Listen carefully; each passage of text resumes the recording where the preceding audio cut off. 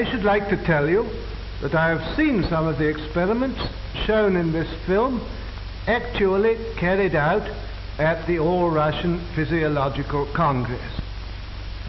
As you can imagine, technique is everything. Besides such work as you are about to see, Bryukhanenko shares the credit for the methods of human blood transfusion which were first developed in the Soviet Union and are now practiced in this country, which have saved so many lives during the war. What enabled Soviet scientists to solve this problem? Long ago, science established the fact that animal organs and tissues isolated from the whole organism can be maintained in a living state. But in order to achieve this, special artificial conditions must be created.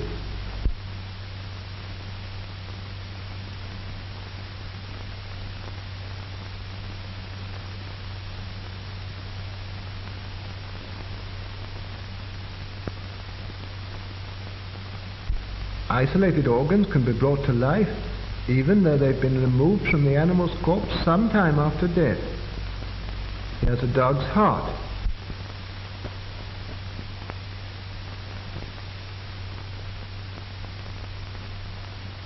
It can function as well in artificial conditions as in a living organism, and for this purpose, blood is introduced into the cardiac vessels. The isolated heart beats just as it did a few hours previously in the living dog.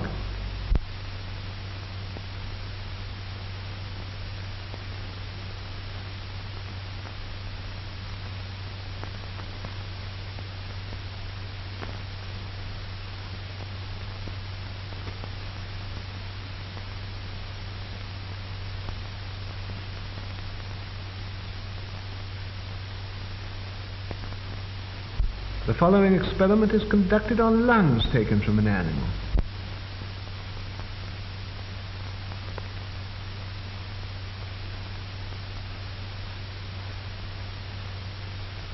Bellows distend the lungs and fill them with air.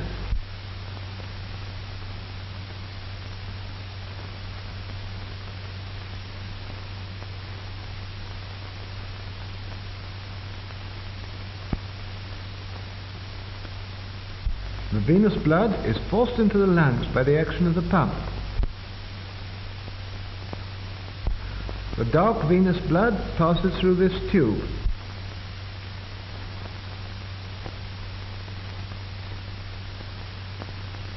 In the lungs, it takes up oxygen and becomes arterial blood.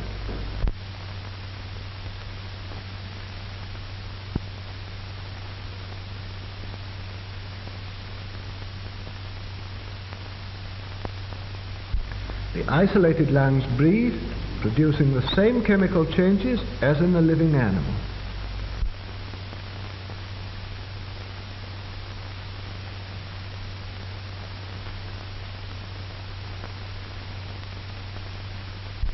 An animal's head can also live in the isolated condition. Here is the plan of the experiment.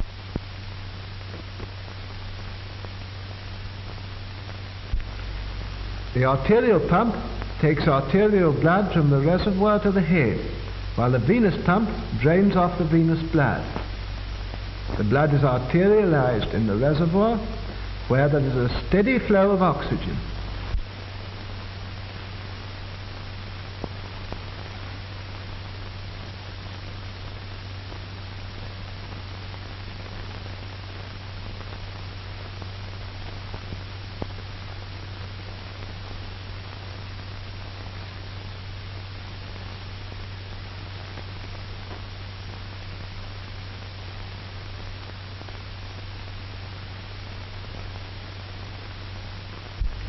The artificial blood circulation ensures the metabolism necessary for the life of the head.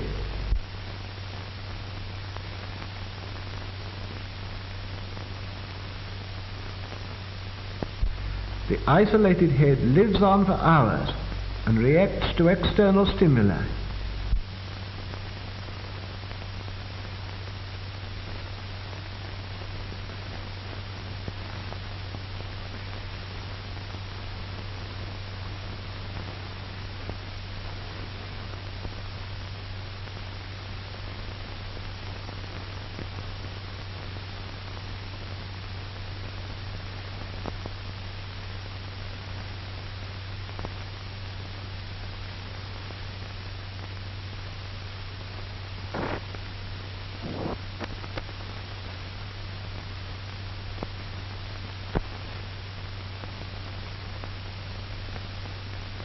The isolated head even reacts to light and to sound.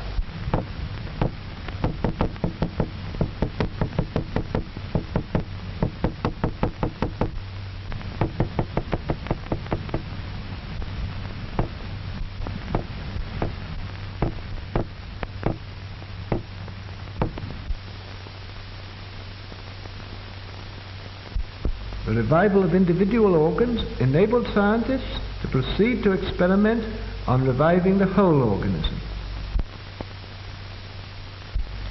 The revival of the whole organism can be achieved with the help of an apparatus called the autojector.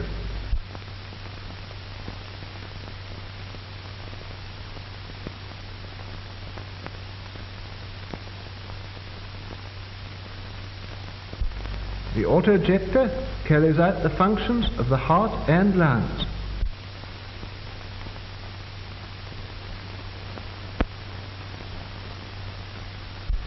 As we know, the heart, by its rhythmical contractions, supplies the body with arterial blood rich in oxygen.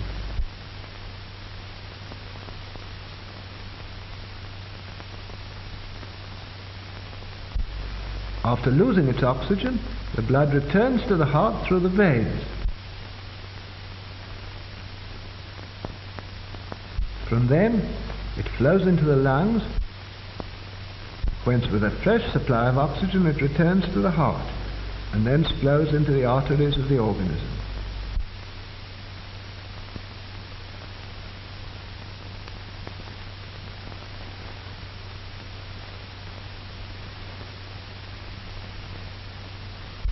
The autojector works on the same principle. The apparatus includes a system of pumps for supplying blood and drawing it off.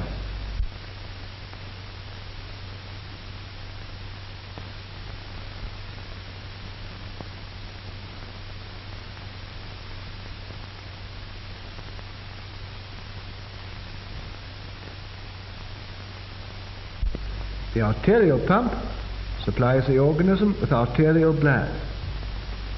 When the blood has given up its oxygen, the venous pump draws it back into the reservoir. Here, just as in the lungs, it's enriched with oxygen and returns into the organism.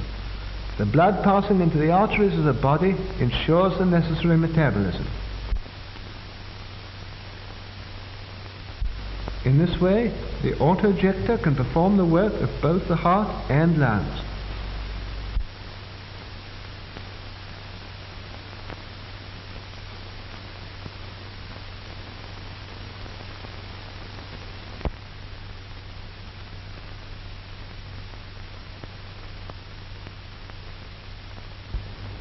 We begin the experiment of revival. The experiment is carried out on a dog.